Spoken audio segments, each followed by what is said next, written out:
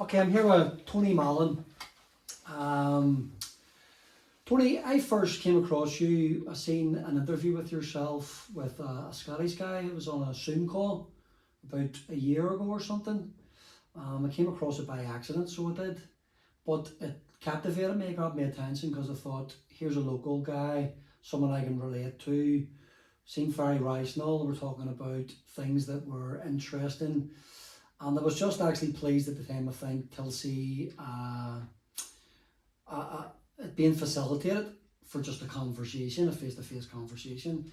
That's sort of something that I'm really interested in doing now, is having dialogue with people, having conversations that we used to have really over a cup of tea or a pint, breaking bread, so to speak. I think it's a terminology that's used for it. And I think that's sort of being lost in today's generation now.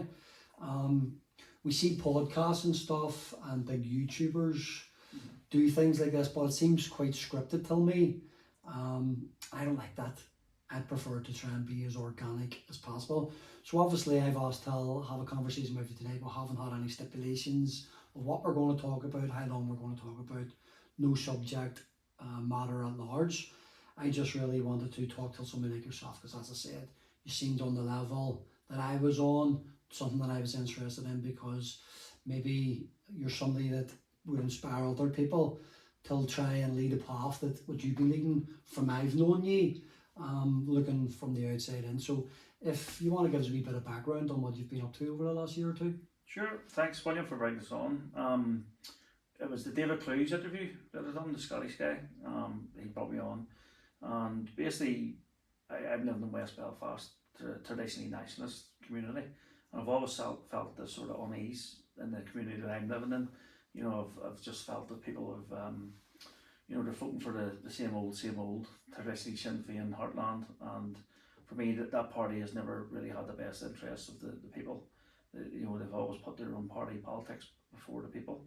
But during the whole lockdown, you know, where people were locked in their homes and businesses were closed down, and they couldn't see their family and friends, the tyranny, not just from Sinn Féin but obviously all the other political parties, I believe that the time was then right to, you know, to stand up and try to make a difference in the community.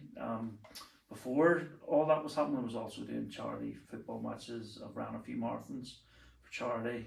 So I've always been a community activist first, but I believe that especially the last couple of years, for me, everybody, that's the best time basically to stand up and say enough is enough, and that's what I have been doing, of sort of making connections with everybody and anybody that can. And then more recently, I stood for election in May. I got roughly 1,000 number twos, which is really good as an independent, first time. And one of the key parts of my manifesto was that I was going to create a community group run by the people. And now we're in November now. We've got two community groups actually set up, one in the Newry and Mourne area, and one where we're sitting right now in Belfast in the Twin Spires complex. And this is a community group like no other. It's actually going to be run and led by the normal everyday working class people. Nobody's barred from entry, and there's no ulterior motives. I was sitting with a team here today, and I says I don't even want to vote on where the direction of the community group goes. It should actually be run by the people for the people.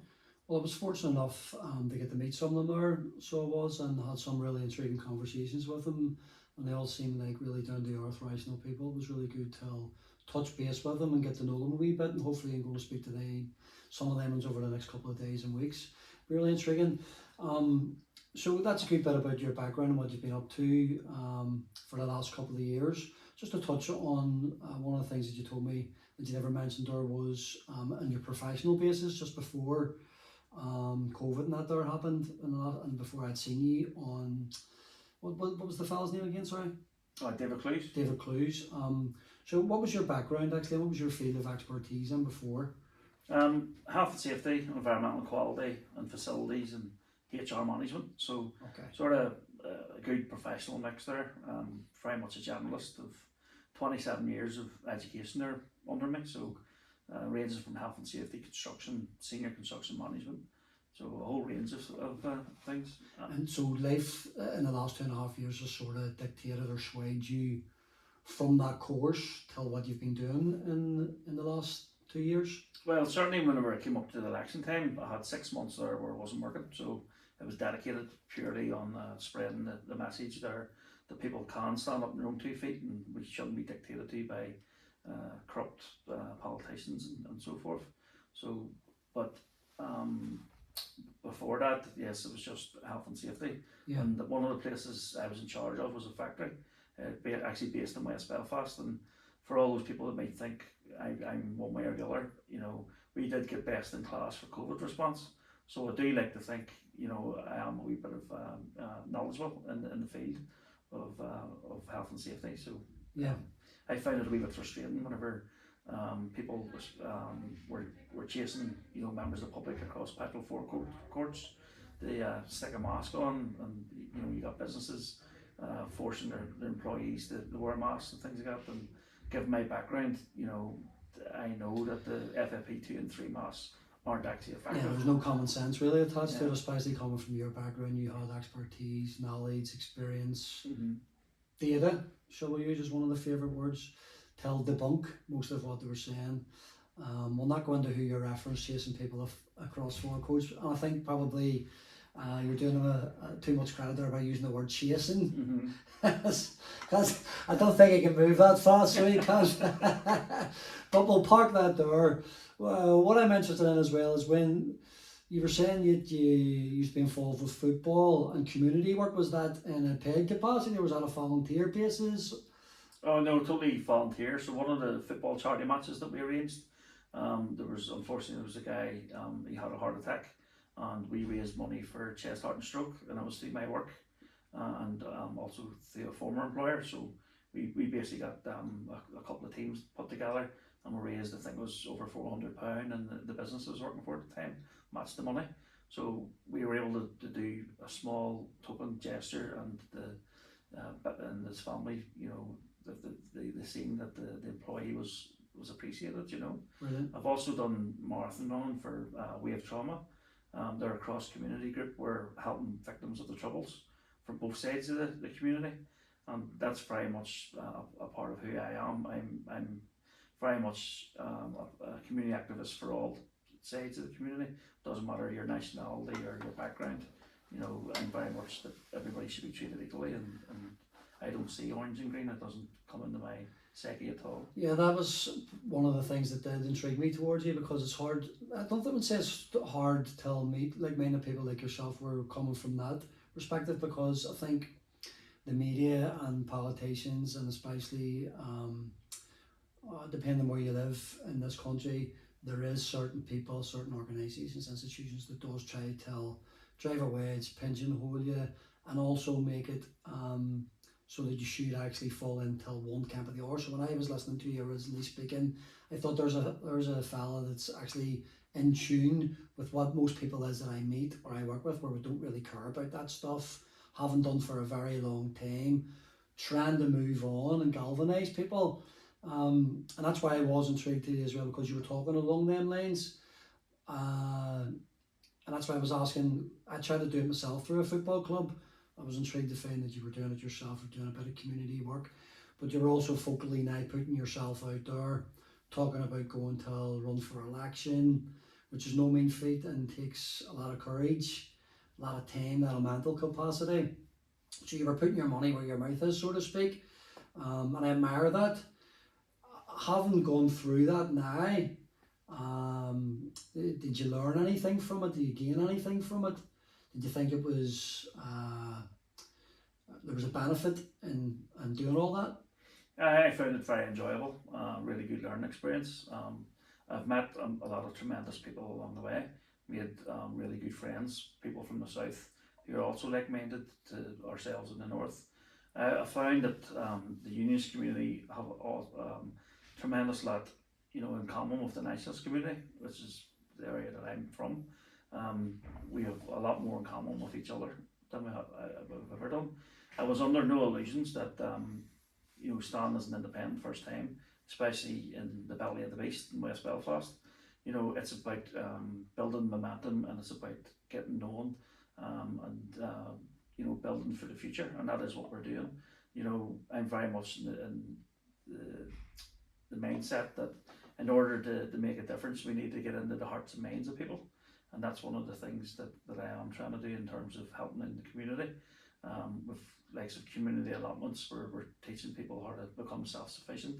We've got the unit here, so we have we're a slightly different model. You've got traditional food banks, for example, where they're just giving people handouts. We're very much a hand up group, not a handout. So you heard us talking tonight, William, with a few members, and we're saying, you know, in order to, you know, avail of the services, whether it be food or clothes or anything like that, people have to give something back, and that could mean maybe helping out a local pensioner in their area, filling in paperwork, doing a community cleanup, or helping out in the local allotments that we have in North Belfast. So, you know, that is how we win people over, by showing them a better way of living and bringing communities together, and that's what I want to do. Yeah, that's one of the takeaways that I would have got from talking to people. Not everybody was trying to give a wee bit back, and also try and tell self-sustain themselves, but also help teach people for the future till how to self-sustain. That seemed like that was one of your core structures, trying to teach people how to self-sustain currently, and from what is possibly coming down the line with regards to food and energy. That seems something that you were very structured on getting across tonight, and something that you're going to be trying to help people with. Is that sort of like your main priority at the minute, is it? The main priority is helping people in the community. We've just actually today we've been promised any amount of firewood that we can have. So we're going to be start processing that and giving it out to people in the community. Like the food security, again, we've got the allotments in North Belfast, and also we've got allotments in Newry and Mallon area, but slightly different than any other allotments. So people traditionally pay anywhere between 90 to £100 per year for allotments. Our allotments are different, so what we have is we're going to give people a space to grow, and they pay back by growing excess food, and that excess food is going to be donated to the local farm shop, and they will then sell it for pay for their rents. Right. So again, it's not costing people any money, but there is an exchange of energy there. They're exchanging their time and labour, and then they're going to get something in return, which is the free use of the allotments. So like we are completely out of the box sort of solutions orientated than anybody else that you'll see. So yeah. What is the cross divide at the minute? Are you seeing like a good integration of, say, both Protestant, Catholic? Are you seeing that integration from what you've been doing and what you're trying to do? Absolutely. There's people directly involved in us, and they're from all sides of the community. You know, we really are a one community group. It doesn't matter who we are or what you are. We're here to help all. It doesn't matter what race you are, what nationality you are, or anything like that as well. If you're prepared to give something back to the community, then we are prepared to help you if that's what you need. And we're not just here to do everything ourselves as well. One of the key things that we want to promote is local businesses.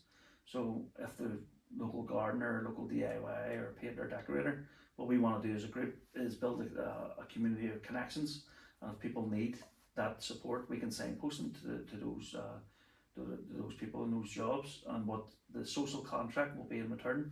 If we're going to generate income from through jobs, we would like a donation back in to our community group, and again, those companies are free to use that as a tax write-off as well. So instead of paying money into the tax system, they're openly donating into the system, which is going to promote them more work.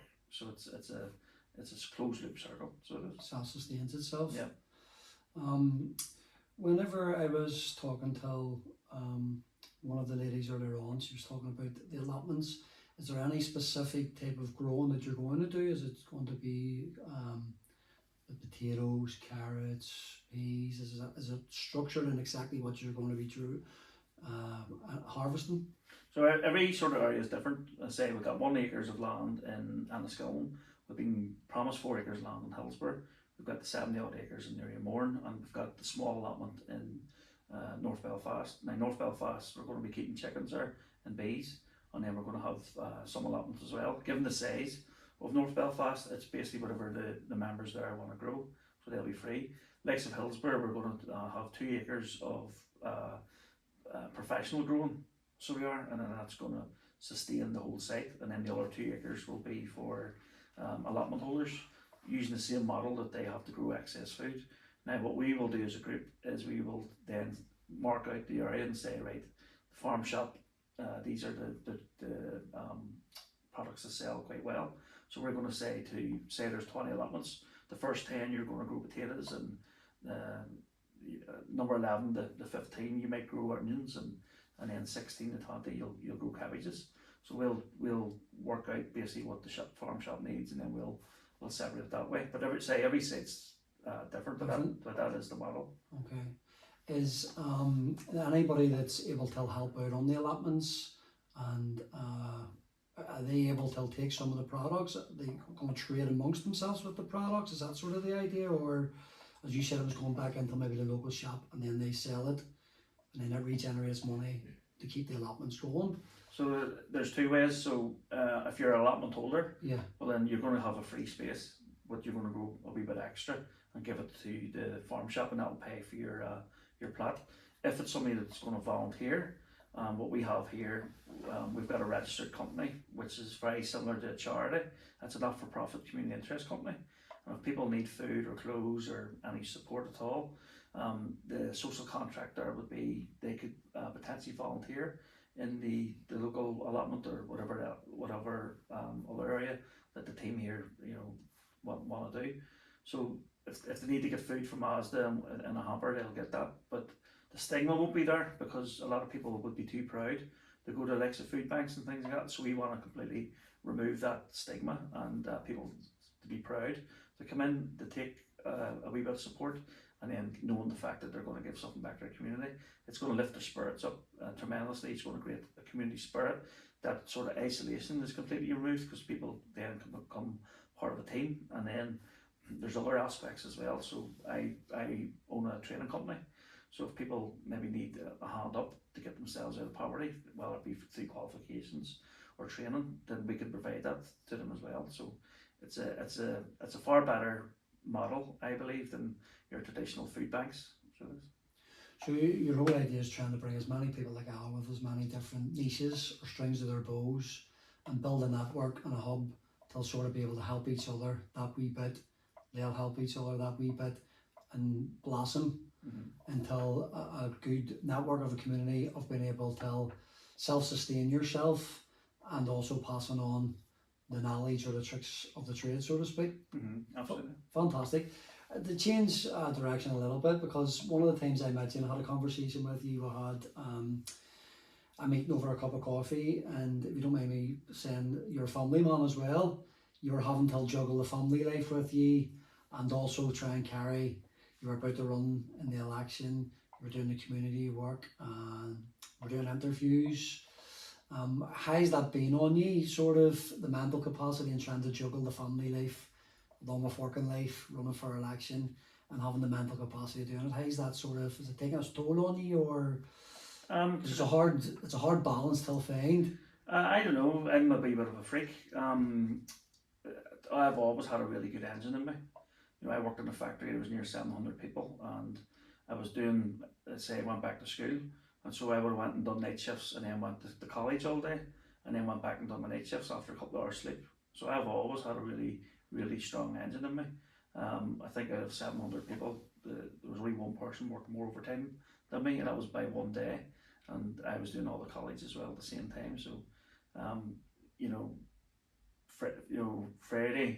last Friday we were getting organised for the market that we held in Newry on Saturday, and then Sunday morning it was away to Tipperary to do a talk down there, because I was invited to let people know how we're trying to teach people to become self-sufficient, and then I was finished for about 7-8 o'clock, and then I left there at 4 o'clock in the morning on the Monday morning, and then I went drove near 3.5-4 hours to straight to work. So I done a full shift there, and then I went home, and then handing out newspapers as well. So I really don't stop. Well, you mentioned that because I did see on your Facebook last night that somebody was on there telling you to get home because your dinner was ready. And I wasn't sure whether that was the way for was somebody having a joke or a jig, you know. But that was a nudge to you, right? You've done enough. Yeah. You've been on the go so long, so you've been used to juggling a lot of balls most of your life. So problem solving is something that comes naturally to you. You don't really carry that baggage of another thing to do. You're just used to getting things to do. So it's one of my favourite sayings actually in life. My children would tell you themselves, where I say there's two types of people in the world. There's problem makers and there's problem solvers. And I would firmly put myself and my family into problem solvers. That's what you were saying. You used to dissecting situations, solving problems quickly, time management, people management, space management. Which I think is, again, is a knack that people are starting to lose, because you hear people talk about a lot of time that they're under so much pressure because they've got this and that to do. It worries me a wee bit that people aren't that equipped. Not that I'm knocking people down, because people do have genuine anxiety around such things, but sometimes it's a wee bit disheartening to me to hear people say that they've got too much on, because we are responsible at the end of the day for our own workload. You shouldn't really be taking more on than what you can, but that's again something I see you doing quite a lot. So it's another thing about having common. You're good at problem solving, you're good at juggling things. Your foresight is on to the next thing. Your head must be constantly trying to work out. So it brings me to one of my last questions. What is it that actually drives you, Tony? What's the fire? What is it that's burning in you? What is it that you're hoping to achieve? What's your end goal? I want people to realise that as a community of people, we actually have a lot more power than what we realise. We don't need politicians, we don't need the media to control us. We're very much in control of our own destiny, and all I'm trying to do is waking people up and inspire people to stand on their own 2 feet. We don't need handouts, we need hand-ups, and that's been lost on people these last couple of years, especially with the furlough and things like that. What I want is to build a better society where everybody's treated equally. For me, politically, I've only stepped into the political realm because if we're going to do this, we're going to be under attack, because the politicians, in my opinion, are just egotistical, power hungry. So we need somebody there that will stand up for the normal working class people. Is it something that you're thinking about doing again, the politics? Absolutely. That we are writing our constitution at the moment. There's a group of us, and what we want to write in our constitution is we will dissolve as an entity, as a party, once we deliver the decentralised sovereign Northern Ireland. So we want to have Northern Ireland to stand on its own 2 feet as a country. At the moment, some of our laws is passed by Parliament, and because of the protocol, some of our laws are passed by the Brussels. So I don't want any country passing laws except for the local people here should be in charge of local areas. That's why, again, that I thought you were sort of inspirational and I navigated towards you, and I think you deserve credit for it, was because not only did you run, and you run independently, you're running in a community where you are probably up against the biggest, I think, what's the word I'm looking for, conglomerate, something I think I'm not close to it, but the party of Sinn Féin is on the gargantuan size. So for you to be running as an independent in West Belfast, that must have put a lot of pressure on you, and you must have had a lot of, how can I say, negative voices trying to sway you off course, muddy the waters, so to speak. That hasn't deterred you from maybe running again? No, I would have a heart of a lion. I wouldn't be afraid of, I would certainly won't be intimidated easily by anybody, least of all a party now who, in my opinion, are run by businessmen. They're not the party that once was 20, 30 years ago.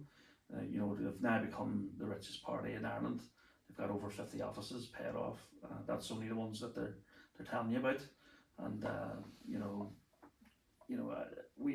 during the course of the election, everything obviously self-funded by myself. And I mentioned I was out of work for 6 months because I was focusing on it. And I put up close to 1,000 small posters because that's all I could afford. And in around 200 odds was ripped down off the lampposts. So I'll take it as a compliment all day long, because if they had left them all up, they wouldn't have anything to be worried about. The fact is, I'm making a lot of noise and exposing not just that party but all other parties. Yeah, I'm exposing basically what the shenanigans of what they're all getting up to, and I will continue to expose them. And again, I keep saying we're not here to take part; we're here to take over, and we want to deliver a future for all the people here in Northern Ireland, and we want Northern Ireland to stand on its own 2 feet, and everybody literally treated as equals. Well, as I'm saying, not just to be mentioning Sinn Féin, the other two big parties, obviously, is the DUP and the Alliance there as well. Do you think they've lost touch with people like yourself and the people you represent, people like myself, people that I would say are common and ground zero people? Do you think these parties have completely lost touch with the normal man and woman on the street and what the struggles is that we are actually going through on a day-to-day basis? I would say that the DUP, for me, in terms of the unionist point of view, they've got it right in terms of the protocol. You know, they're expected to give up their sovereignty to Brussels, so they are. So I can completely understand where they're coming from. But I'd give one criticism to them is that they were always on the defensive for the last 20, 30 years. It's always been vote for us or else Sinn Féin is going to get into power. They never actually sold the benefits of the union or any positives of Northern Ireland. It's always been look out for the bogeyman, whereas I very much want to sell the benefits of Northern Ireland and the low tax system and the massive reduction in costs to people. Alliance Party, in my opinion, I would love to have supported a party like Alliance, but they're not anything like the people may think they are. You know, for me, erasing people's culture isn't the same as defending people's culture. You know, I'm from a nationalist community, but I very much want to defend unionist background and unionist cultures, and also nationalist background and nationalist cultures. For me, the Alliance Party, they don't want to do that at all. They just want a vanilla blending and erosion. It's almost like the unionist community now, they're being ashamed to celebrate, you know, where they came from. So, and even their party leader coming out with pale male steel. You know, if that was reversed, if I was to come out and say, you know, dark, female and young, you know, I would be condemned, and rightly so. So, you know, the Alliance Party are very much a party of division now, as any other party.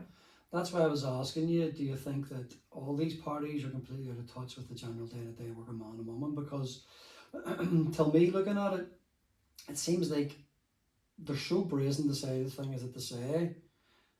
They're so brazen till, I mean, they don't even go to work, and we could have a conversation around that for hours, but there is zero accountability for anything they do. Well, the lack of what they do, and there's zero accountability because all they do is talk. That's why, from what I would see, is they're completely out of touch. I don't feel represented by any party in this country at the minute. Again, it was something that I was drawn to myself, where you were going to put yourself out there. I thought that's a really big step. Again, because you were going to be going against one of the biggest party, if not the biggest party in the country, from your own area, and it was going to rustle a few fellers. That's why I'm saying to the crux of it, I don't feel that these parties represent us at all.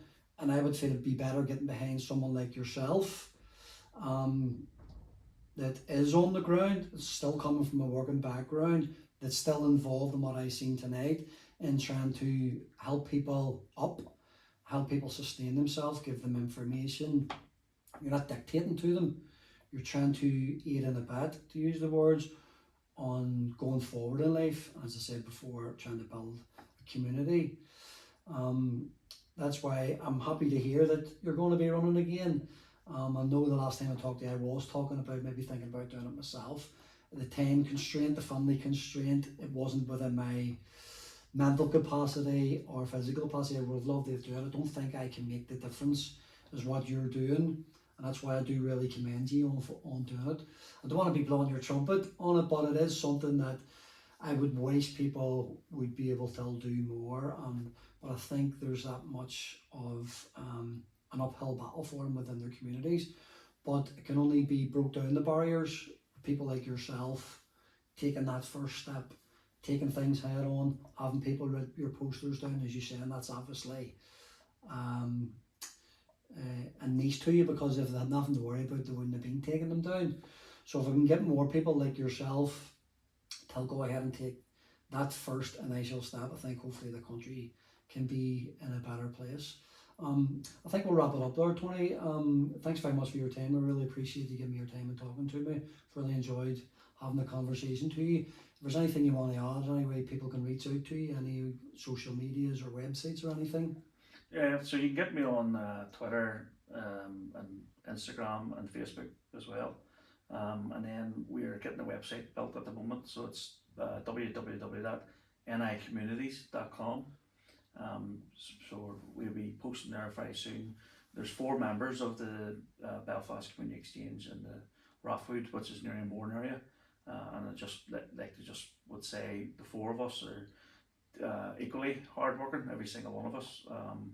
You know, we've got people from different backgrounds, farming, education, and then IT, and then myself, more of a generalist. So you can get us on any of those platforms. And on your Twitter and Facebook, is it just Tony Mallon? Yeah, Tony Mallon 14 on the on Twitter. So yeah. Okay, that's brilliant, Tony. Thanks very Thanks much. very much for talking Thank to you. me. Cheers, appreciate it, Thank mate. Thank you, mate.